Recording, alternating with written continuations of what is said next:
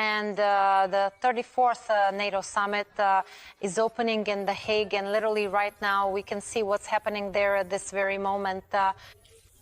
We can see that journalists currently have the opportunity to speak with Hungarian Prime Minister Viktor Orban.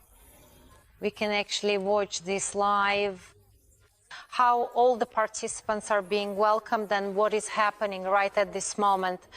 The official start of the summit, a prestigious event by Gary Grakamia. Viktor Orban is speaking quite emotionally, as we can see, and the meeting itself will last 2.5 hours and will focus exclusively on increasing defense spending to 5%. Ukraine is not on the agenda of the meeting, but the NATO Secretary General emphasized that this does not mean it has been forgotten or is being pushed aside. On the sidelines of the summit, a meeting between the presidents of the United States and Ukraine, Donald Trump and Volodymyr Zelensky, has been announced. Before we find out what is happening in The Hague, we are waiting for a live report from TSN correspondent Yana Slesarchuk. She will tell us about yesterday's events, the behind the scenes of the summit, and everything that is known about the course of this historic event. The 34th NATO Summit is the first in the history of the Netherlands, and it was necessary that he should become so responsible.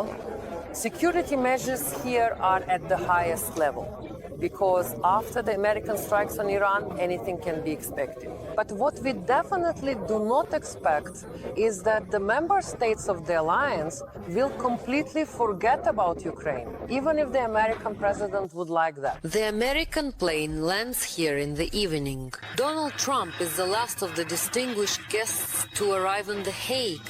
On the plane, he is asked about his plans for the summit. Do you think you will meet Zelensky there? Yes, I think I will see him. What will you say to him? I'll say, how are you? It's tough. He's in a difficult situation. This shouldn't have happened. If the final declaration of the summit mentions Russian aggression, will that satisfy you? We'll have to see. But, I would like to have an agreement with Russia. Vladimir called me. He asked if I needed help with Iran. I said, no, I don't need help with Iran. I need help with you. At the same time, Secretary General Rutte, who was literally the Prime Minister of the Netherlands last year and is therefore hosting his first summit virtually at home, is being asked by the press whether he is embarrassed by the fact that Donald Trump is bragging about their private correspondence on the plane, namely a message in which Rutte, without mincing words for flattery, praises the American president for how he dealt with Iran. The Secretary General remains composed. No, absolutely no problem. There was nothing there that needed to be kept secret. This is the first summit to which Trump returns for a second time as president after he left London in the winter of 2019, just as abruptly as he recently left the G7 summit, because at that time, not without reason, he decided that the other leaders were mocking him and doing so behind his back. Now, with Russia having gone berserk, it gives Trump an unfailing leverage over all the partners who desperately need an America that is willing to make agreements.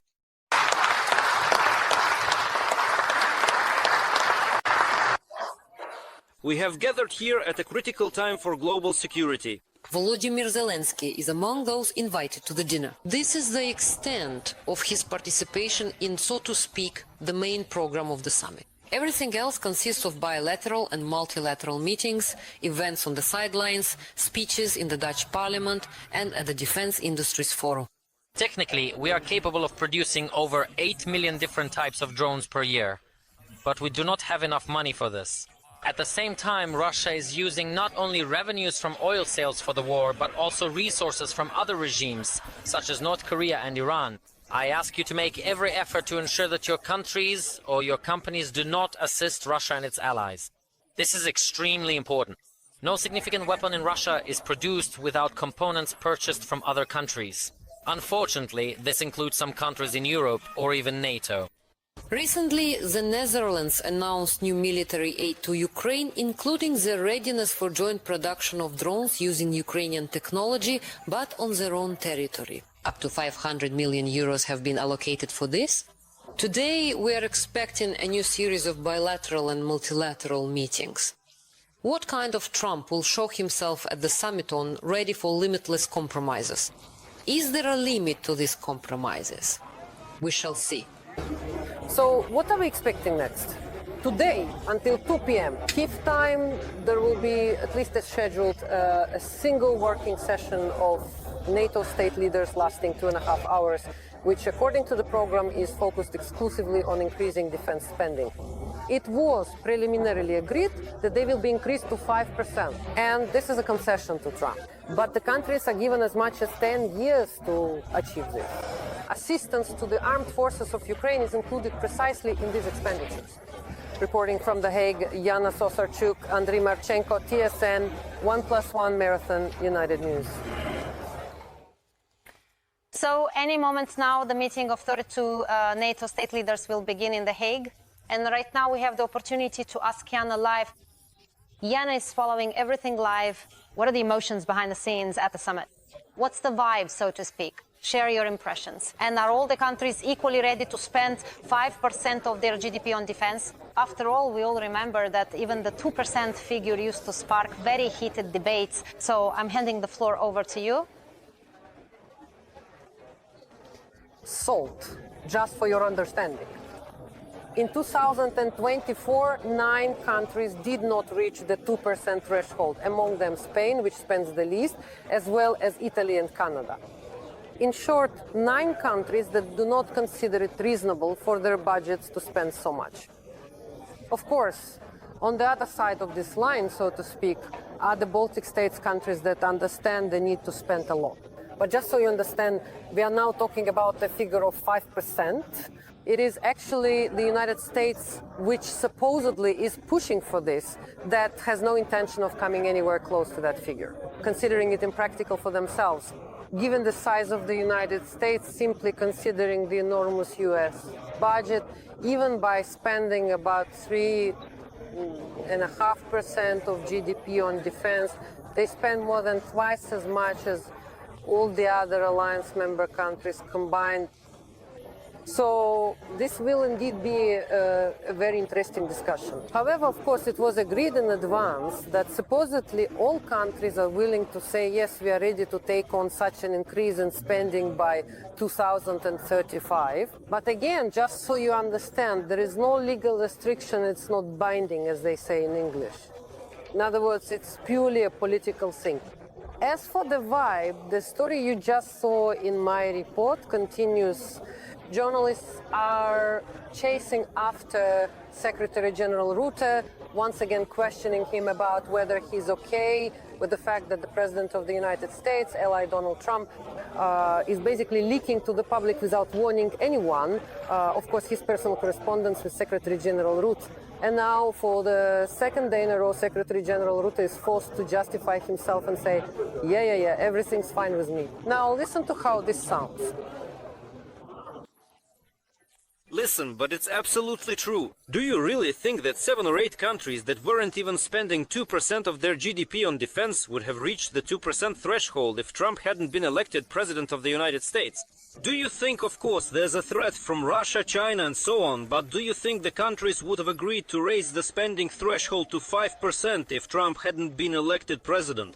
So I don't mind if my statements are made public. That's simply a statement of fact. What the NATO Secretary General is assuring is that even though President Zelensky himself is not present at any of the official meetings since today's important meeting is exclusively for current NATO member countries, Ukraine will nevertheless still be given a very significant and substantial portion of the discussion, specifically and especially regarding the topic of military aid and support to Ukraine. Listen to how he phrased it today, and then I'll tell you a bit more.